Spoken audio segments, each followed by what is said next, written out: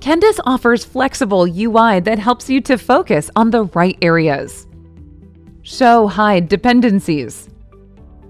In case your boards get busy and you want to turn off the dependencies lines, you can do it from the menu option under Alicanto and click on the Dependencies toggle button. Once you hide the lines, you can still easily understand if there are any cards with the dependencies by looking at the dependencies counts on each card. By clicking on these numbers, you can view the details of dependencies.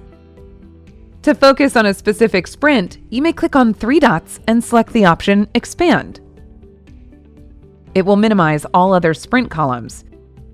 The cards in the expanded column will adjust accordingly. To open the minimized columns, click on the plus icon for each sprint. You may also hide an individual column by clicking on the menu and selecting the Minimize Column option. Similar to sprints, you may also minimize or expand individual teams. This is useful when the objective is to focus on a few teams during review or other meetings.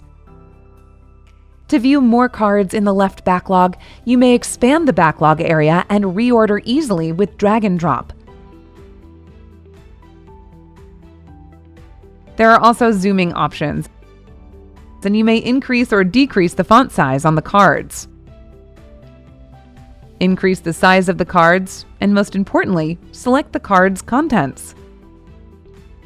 By default, the card has full details when you click on the ID plus title.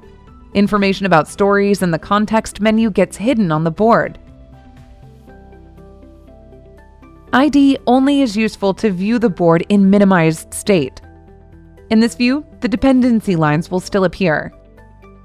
By clicking on the team name, you will land into the team area where sprint contents are listed by feature. You may switch to the By Story view with the feature information shown on the story cards. For more information, check kendis.io.